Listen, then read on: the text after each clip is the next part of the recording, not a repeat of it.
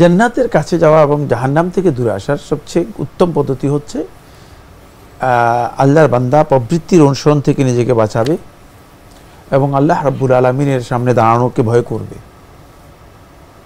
ওয়া মান খাফা মাকাম রাব্বিহি ওয়া নাহান নাফসা আনিল হাওয়া ফাইন্নাল জান্নাতা হিয়াল মাওয়া। আল্লাহ তাআলা কোরআনের মধ্যে বলেছেন দুইটি জিনিস, প্রবৃত্তি থেকে বেঁচে থাকা, আল্লাহকে ভয় করা। এখন আল্লাহ কিয়ামতের দিন যে দাঁড়াবে আল্লাহ তাআলাকে সামনে, ওই দাঁড়ানোকে পরিপূর্ণরূপে ভয় করবে, তাহলে সেই ব্যক্তি, এটা সহজ গ্রেড না, মানে তখন তিনি জান্নাতের কাছে যেতে পারবেন।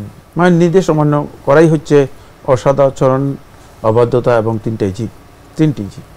লিখেছেন, জান্নাতুল ফেরদৌসে কি সে যেতে পারবে না যে ইচ্ছাকৃতভাবে মায়ের নির্দেশ ও নির্দেশনা দুটোই না মানে? জান্নাতুল ফেরদৌস তো দূরের কথা, রাসূলুল্লাহ সাল্লাল্লাহু আলাইহি ওয়াসাল্লাম জান্নাত, জান্নাতেই যেতে পারবে না। তিন দল, আলা আকুলি ওয়ালিদাইহি, পিতামাতার অবাধ্য। কি প্রশ্ন করতেছেন আপনি? জান্নাতুল ফেরদৌস মায়ের নির্দেশনা মানার বিষয়টা তো খুবই স্পষ্ট আমাদের সমাজে। না, এই বিষয়টি একেবারে স্পষ্ট, কারণ আল্লাহ রাসূল সাল্লাল্লাহু আলাইহি ওয়াসাল্লাম তিনটি কবিরা গুনার কথা আলাদা করে উল্লেখ করেছেন। তার মধ্যে একটি হচ্ছে হুকুকুল ওয়ালিদাইন, পিতামাতার অবাধ্য হওয়া। এটা এত ভয়ঙ্কর অপরাধ ছে, আল্লাহ তাআলার হকের পরে এই জমিনে সবচেয়ে বড় অপরাধের মধ্যে এটি একটি। জি, আমরা জানলাম বিষয়গুলি সম্পর্কে। প্রিয় দর্শক, আর একটি চিঠি পাঠিয়েছেন রাফসান, গাজীপুর, ঢাকা থেকে। লিখেছেন, জান্নাতের কাছে যাওয়ার এবং জাহান্নাম থেকে দূরে আসার সবচেয়ে সহজ মাধ্যম কি? জান্নাতের কাছে যাওয়া এবং জাহান্নাম থেকে দূরে আসার সবচেয়ে উত্তম পদ্ধতি হচ্ছে আল্লাহর বান্দা প্রবৃত্তির অনুসরণ থেকে নিজেকে বাঁচাবে এবং আল্লাহ রাব্বুল আলামিনের সামনে দাঁড়ানোকে ভয় করবে। ওয়া মান খাফা মাকাম রাব্বিহি ওয়া নাহান নাফসা আনিল হাওয়া ফাইন্নাল জান্নাতা হিয়াল মাওয়া। আল্লাহ তাআলা কোরআনের মধ্যে বলেছেন দুইটি জিনিস, প্রবৃত্তি থেকে বেঁচে থাকা, আল্লাহকে ভয় করা। এখন আল্লাহ তাআলা কিয়ামতের দিন যে দাঁড়াবে আল্লাহ তাআলাকে সামনে, ওই দাঁড়ানোকে পরিপূর্ণরূপে ভয় করবে, তাহলে সেই ব্যক্তি, এটা সহজ গ্রেড না, মানে তখন তিনি জান্নাতের কাছে যেতে পারবেন। ভাই রাফসান, আপনার চিঠি পড়ছিলাম, আপনার শেষ প্রশ্ন এরকম: বাবা মারা গিয়েছেন, আমরা ভাই বোন, আমার মা এবং আমার ফুফু চাচারা আছেন, সম্পদ বন্টন কিভাবে হবে? আমার দাদা দাদি বেঁচে নেই, আমার অন্য দাদির ঘরের সন্তানও অর্থাৎ সৎ ফুফু চাচা আছেন। তার বাবার সম্পত্তি বন্টন করবে? বাবা মারা গিয়েছেন, এরপর লিখছেন আমরা ভাই বোন, আমার মা এবং আমরা ফুফু চাচিরা আছি। ফুফু চাচির প্রয়োজন নেই তো, আপনার বাবার সম্পত্তি হলে আপনার ভাই বোন থাকলেই যথেষ্ট। আপনার মা 6 ভাগের 1 ভাগ পাবে, আর বাকিরা আপনারা ভাই বোন যারা আছেন তারা পাবেন। তো দাদা দাদিরও প্রসঙ্গ নাই, আর সৎ ফুফু চাচা এদেরও প্রসঙ্গ নাই? না, দাদা আছে কিনা? না, দাদা দাদি বেঁচে নেই।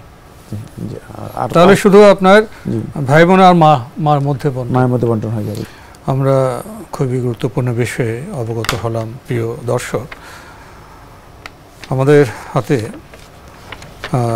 আরও একটি ইমেলটি পাঠিয়েছেন ফাহিম চৌধুরী, খিলগাঁও, ঢাকা থেকে। লিখেছেন, বর্তমানে অধিকাংশ মানুষের মধ্যেই রাগ, অহংকার, হিংসা এই বিষয়গুলো দেখা যায়। কিছুতেই তারা এগুলো নিয়ন্ত্রণ করে না এবং করার চেষ্টাও করে না।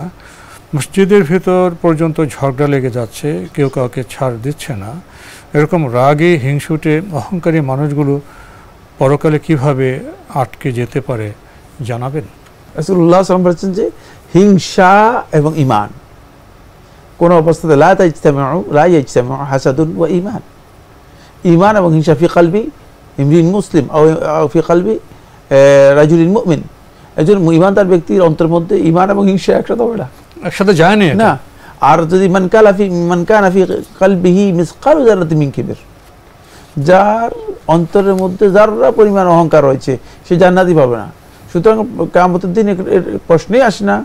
আপনি যাদের কথা বলেছেন যদি অহংকারী হয় আর হিংসুটে হয়, এগুলোর কারণে অনেক লোকেই আছে মসজিদে আসলে কী লাভ হবে? মসজিদে এসে যদি কোনো ব্যক্তি এমন কাজ করে যে কাজের মাধ্যমে নেক আমল সব বরবাদ হয়ে যাচ্ছে, তাহলে তো তিনি মসজিদে আসাটা তার শুধুমাত্র লোক দেখানো, রূপক, এটা লৌকিক, এর মানে আর কোনো এর প্রাপ্তি নেই, মানে আখিরাতের কোনো রিওয়ার্ড তিনি পাবেন এটা আশাই করা যায় না। না, অহংকার এমন একটি জিনিস, এটা আল্লাহ রাসূল সাল্লাল্লাহু আলাইহি ওয়াসাল্লাম তো আরেক হাদিসের মধ্যে স্পষ্ট করেছেন, ওয়াল কিবরিয়া রিদাই, অহংকার হচ্ছে আমার চাদর। সুতরাং এটা নিয়ে যদি কেউ টানাটানি করে থাকেন তিনি আল্লাহ তাআলার সাথে গিয়ে শিরক করলেন এবং আল্লাহ রাব্বুল আলামিনের মানে সাথে তিনি টানাটানি করলেন, নাউযুবিল্লাহি মিন যালিক। সুতরাং অহংকার দিয়ে কোনো ব্যক্তি জান্নাত লাভ করতে পারবে না। কিয়ামতের দিন হাসরের ময়দানে কীভাবে উঠবে?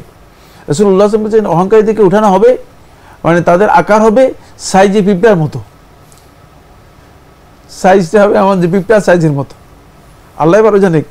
এরপরে মানুষরা তাদের গায়ের উপর দিয়ে মারায় চলে যাবে, পদদলিত হবে। মানে অহংকারী কিয়ামতের দিন মাহশরে অন্য বেঈমানদের কাছে পর্যন্ত পদদলিত হবে, কারণ ওই যে অহংকারের কারণে তাদেরকে এইভাবে পুনরুত্থান করা হবে, এভাবে উঠানো হবে। তাই অহংকার তো কোনো অবস্থাতেই ছাড় পাবে না। আর হাসাদ, রাসূলুল্লাহ কি বলেছেন? ফাইনাল হাসাদা ইয়াকুলুল হাসানাত কামা তাকুলুন নারুল হাতাব। এটা এমন একটা ভয়ঙ্কর অপরাধ যে এটা হাসানাত ভালো কাজকে এমনভাবে খেয়ে ফেলে যেমন কাঠ আগুনে যেভাবে কাঠকে খেয়ে ফেলে। আগুনে কি কাঠকে কাঠ রাখে না, অঙ্গার বানিয়ে ফেলে, ভস্মীভূত করে দেয়, ভস্মীভূত করে একে শেষ করে দেয়। সুতরাং এই মসজিদ দিয়ে কি লাভ হয়? মসজিদের মধ্যে এসে যদি তিনি এই কাজ করে থাকেন, অহংকারী হন, বিদ্বেষ হিংসা বিদ্বেষের লালন করে থাকেন, তাহলে তিনি আসলে আখিরাতে আল্লাহ রাব্বুল আলামিনের কাছে রিওয়ার্ড পাওয়ার কোনো সম্ভাবনা আছে এটা বিশ্বাস করার সুযোগ নেই।